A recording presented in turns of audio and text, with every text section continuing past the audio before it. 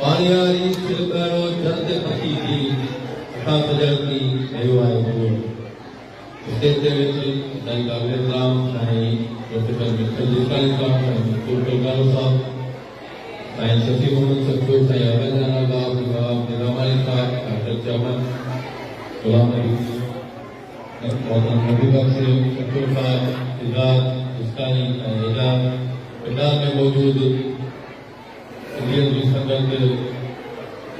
वापस का हिंदी बोली मतलब सदन आलम उस्ताद जड़े मुक़द्दर पैसे का वापस का डॉक्टर ताकिर ताई मजा मासूम बाला मुस्लिम बिजा मेहमान अजो की तकरीब साईं प्रोफेसर मित्तल जिसानी लाइब्रेरी के उस्ताद Mustafa government primary school Faridabad यहाँ समझा तो कड़ो मोहम्मद खान में प्रोफेसर मित्तल जिसानी की लाइब्रेरी नरवे प्रोफेसर मित्तल जिसानी खेल की भेटा है उन्हें जलाए तो ये बात है कराओ समझा तो कड़ो मोहम्मद खान ने कबूल करे लेना मेरे अंदर जो कर मिला रखो फसल दुनिया की तारीख में जॾहिं बि क़ौम जी तबाही जो तस्करो ईंदो आहे उते किताबनि दस्तगान ऐं तइलीमी इदारनि जी तबाही जी वरी तारीख़ जो दास्तान खुली वेंदो आहे ऐं जिन बि क़ौमुनि खे दुनिया में कुझु हस्ती तां मटायो वियो उन खां पहिरीं उन जा तइलीमी इदारा ऐं लाइब्रेरियूं किरदार तस्वीर पेश कयूं था नबी बख्श सचे साहब जेको मौजूदु उठायो दिलि पे तमामु घणा अहले इल्म वागोस दोस्त वेठा आहिनि तफ़सीली विचरी करिया वक़्त जी नज़ाकत आहे ऐं जुमे जो ॾींहुं आहे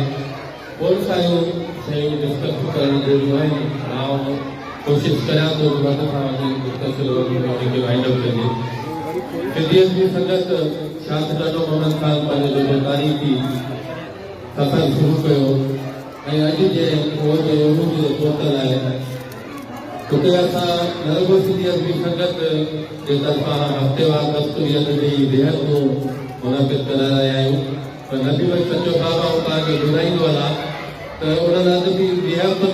खे असां रवायती अंदाज़ में कोन हलायो आहे सिंधियत जी संगत जो हिकिड़ो इहो कारनामो रहियो आहे त असां अदबी सरगर्मियुनि में अदबी क्लासनि खे चोॾहीं वारे मां घणी आम मासिक में आंदो आहे ऐं सम्झां थो इहो क्रेडिट सिंधियत जी संगत ताईं वञे थो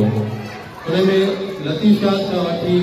मौजूदा वक़्त में अदब ऐं साइंस जो पाण में लाॻापो कयो आहे सिंधियत जी संगत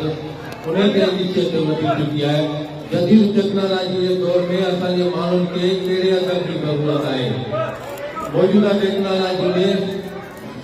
टेक्नोलॉजी में असांजे नए नस्ल खे कहिड़े रहनुमाई जी कहिड़े दॿे जी कहिड़े मंज़िल जी कहिड़े रतन जी ज़रूरत आहे सिंधियत जी संगत हाणे उन्हनि इनिशिएटिव ते अमली तौर ते कमु करे पई कागोई जेके दोस्त स्पेशल जा लाॻापियल उन्हनि खे ख़बर हूंदी त सिंधियत जी संगत न रुॻो पंहिंजो यूट्यूब चैनल क़ाइमु कयो आहे पर सिंध संगत रेडियो जेको फेसबुक पेज जे थ्रू लाइव हले थो उन ते असां मुख़्तलिफ़ क़िस्मनि जा प्रोग्राम कयूं था उन सां गॾोगॾु असांजी इहा कोशिशि अञा बि आहे वधि मां वधि असां जेको पंहिंजे अदबी सरगर्मियुनि में आम माण्हुनि खे शागिर्दनि खे इन्वॉल्व करियूं पढ़ियल लिखियल सोसाइटी खे पढ़ियल लिखियल समाज खे हुन में इन्वॉल्व करे वधि खां वधि हिकिड़े बहितर समाजी अदालत में पंहिंजो किरदारु अदा करियो ऐं आउं सम्झां थो समाज जे अंदरि किरदारु अदा कंदड़ माण्हू जेके आहिनि उहे जॾहिं अदबी ॻाल्हि जी सरहद ते पहुचंदा आहिनि त पोइ ज़िंदगी जो तहल जेको आहे उहो ख़तमु थी वेंदो आहे पोइ असां इन ख़ुशफ़हमी में कतई बि कोन आहियूं त असां जेको किरदारु अदा कयो आहे उहो अदबी जोॻो आहे असां सम्झूं था त असांखे पंहिंजनि महिनतुनि खे पंहिंजनि कोशिशुनि खे अञा अॻिते वधाइणु खपे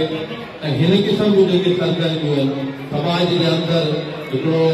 बहितरीन रवायती जेको किरदारु आहे ऐं सम्झां थो पंहिंजे भाभी जी तारीख़ में जेके दोस्त प्राइमरी स्कूलनि में बेंचनि ते वेही पढ़िया हुआ उन्हनि खे यादि हूंदो त हेडमास्टर जे स्कूल में थी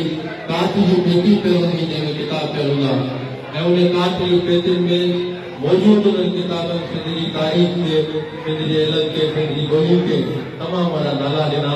ऐं उहो ई सबबु आहे जो असां अॼु सॼी दुनिया में वॾे वाक़े चऊं था त असां हिकिड़ी शाहूकार ॿोली जा, हिकिड़ी शाहूकार तहज़ीब जा, शाहूकार अदब जा धणी वारिस आहियूं। उन हवाले सां नबी सचो साहिब जी राय सां मुतफ़िक़ कयां त वहाब वेठो आहे ऐं शफ़ी सचो साहिब वेठो आहे, मुंहिंजा सिंधियत बि सिंध जा कमला ज़िमेदार दोस्त बि वेठा आहिनि त प्राइमरी सतह ते ऐं सम्झां थो असांजे ॿारनि खे शुरूआती तौर ते ॿाराणे अदब जो जेको रवाज़ आहे, जेको लाड़ो आहे, उन्हनि लाइ उन्हनि ॿारनि खे हिमथाइजे, उन्हनि खे अहिड़े क़िस्म जूं सहूलियतूं मुयसरु करे ॾिजनि ऐं कंहिं सतह ते घटि में घटि प्राइमरी स्कूलनि में जेकॾहिं लाइब्रेरियूं खुलनि थियूं त असां ॿारनि खे वधि में वधि ॿारनि अदब मुहैया करे सघूं था। त आउं सम्झां थो असांजो इहो शुरूआती क़दम चंद सालनि खां पोइ, चंद ॾहाकनि खां पोइ हिकिड़ी अहिड़ी तारीख़ मरतब कंदो जंहिं तारीख़ ते असांखे न रुॻो फ़ख़्रु हूंदो पर असांखे असांजे ईंदड़ नसलनि ते असांखे फ़ख़्रु हूंदो। तव्हां सभिनी दोस्तनि जी महिरबानी, साथ सलामत रहंदो ऐं साईं आरिफ़ कुरैशी जेका कोशिशि कई आहे उन में असां सिंधियत जी संगत तनूर अहमद खान जे तरफ़ां, सिंधियत जी संगत मर्कज़ जे तरफ़ां पहिरीं सरकारी रवैये वारो किरदारु अदा कंदा रहिया आहियूं ऐं इनशाअल्लाह मुस्तक़बिल में असां साईं प्रोफेसर मित्तल जिस्तानी लाइब्रेरी जे हवाले सां असांजो जेको बि वक़्तु हूंदो असांजो हर मुमकिन ताउन ऐं सहकार जारी रहंदो। सभिनी खे महिरबानी।